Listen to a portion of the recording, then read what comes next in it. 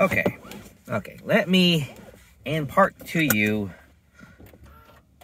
some wisdom here. Let me tell you what is here, people. Just let me explain this to you about Snow White. Okay.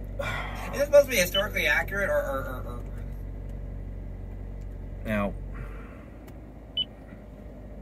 Now, come on, boot up. Now, what's her face is talking about Snow White? Why she's saying she's making it a news story for the 21st century, making it modern and hip and woke. Okay. What is Snow White? What is the story? Not the narrative, the structure of it. Structure of it, this was based on a lot of other Disney products, were bedtime stories. These were not feature-length. They made them into feature-length, so they made them big, grand, and epic.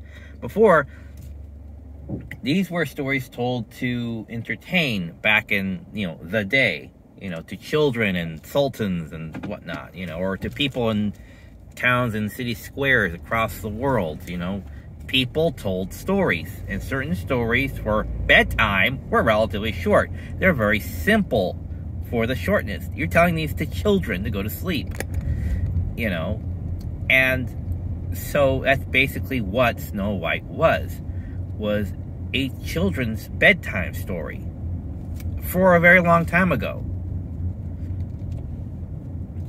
So, and I have to explain this to you, and it's like, I really shouldn't have to explain this to you.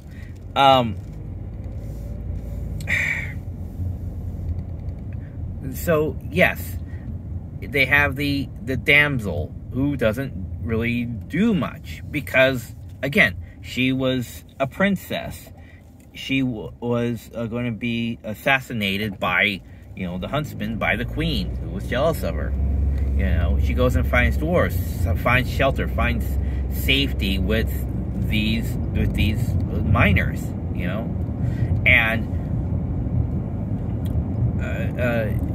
and the story ends with the evil queen falling to her doom, because we can't have anyone be the killer, the final blow or anything by any of our leads, by the good characters, by the princess, Snow White, or by the dwarves.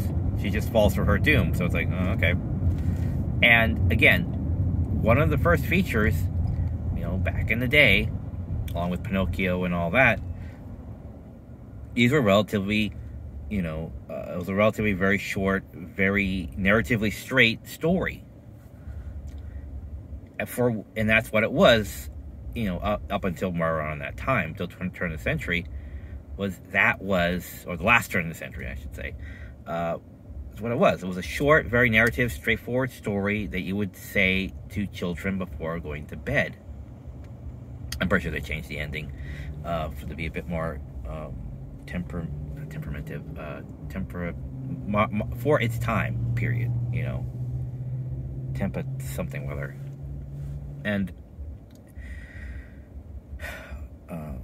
point is, now she says, well, I'm going to make it modern. It's like, you can't modernize Snow White and keep it as Snow White. Again, it's a different culture. Like they said, every decade past, it says, I have to think back on it. It goes, well, it was the 70s. Well, it was the 80s. Well, it was the 90s. Or, well, it was the aughts. Every decade is different. Every society is different. A couple hundred years ago, slavery was in vogue. And everyone keeps standing there like somehow they were shocked by this. It's like someone chose that and people went along with it enough that it became acceptable. And then people lived that life for a good while.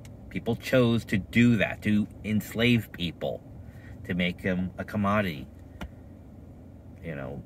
Someone thought that was a bright idea. It's capitalism. Therefore, it's a brilliant idea. Again, if it makes money, then it's all right, So, again, different time periods have different cultures. Even though it's the same nation.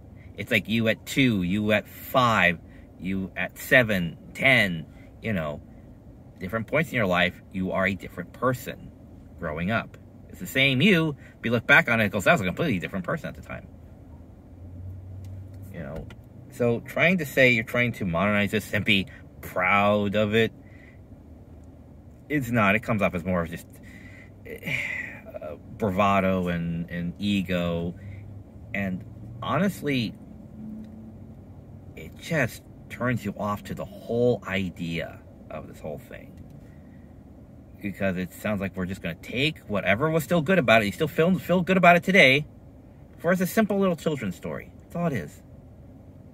It isn't about independence. It isn't about, you know, empowerment. It was this lady was put in a bad situation that she didn't put herself in there. It was just, I don't like her because she's prettier than me, more likable than me. Period. And so let's have her murdered. Okay, I'm going to run away. I'm going to find safe haven with these guys. They protected me. And through a random series of events, I get poisoned. I'm in a state of death sleep. And she dies.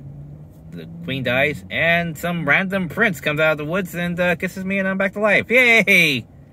Happy endings all around. You know, it's a simple, straightforward story. And trying to say you're going to modernize that is just a slap in the face to the story, because you can't.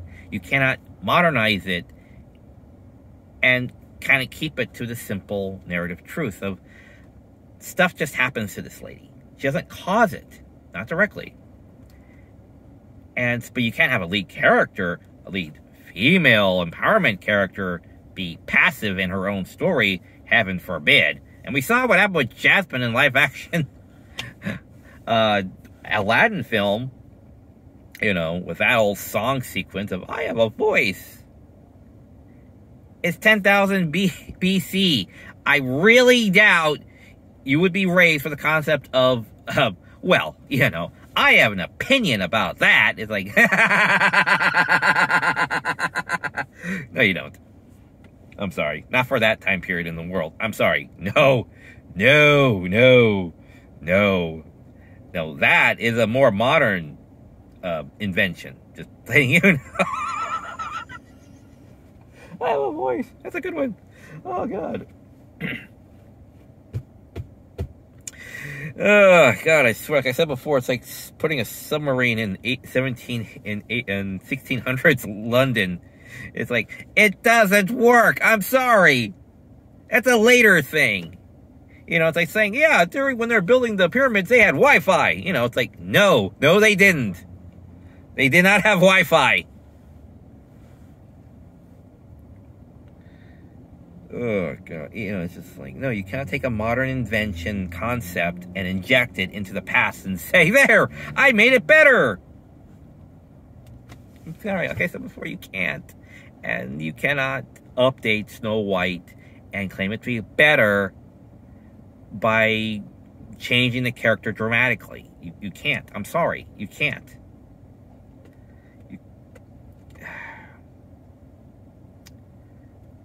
I believe, I don't know this for sure, but I would like to think that they made Jasmine a bit more of an action-orientated character, was to be more on par and have more in common with Aladdin, able to be just as acrobatic as him.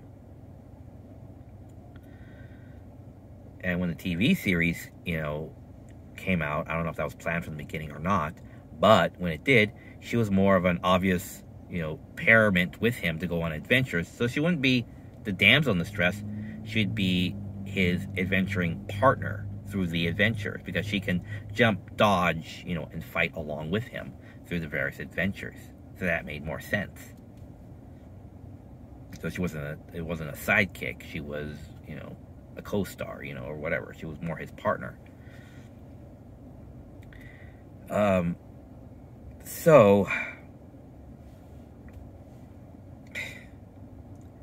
just, there are some stories you cannot modernize and claim it to be better or the same, you know, as the original. I'm sorry, you just can't do that. And all this wokeness, ego crap just needs to go away, because that's not helping anybody. It's not helping anyone. None of what Hollywood's doing right now is helping it. And it is now realizing, oh shit, we have to change. We are forced to change because this sense of idealism, wokeness, is not making the moolah. It's not. They thought it would. But no, it just isn't. It just plainly isn't. And they're now forced to realize that. And I'm glad the writer strike's over. I need to research on that a bit more to confirm. But yeah, Hollywood's dying, and they are now realizing it. They can't, like everyone else, where it's like, my house is on fire, I'm okay. You know, sorry. You can't pretend it away. You cannot,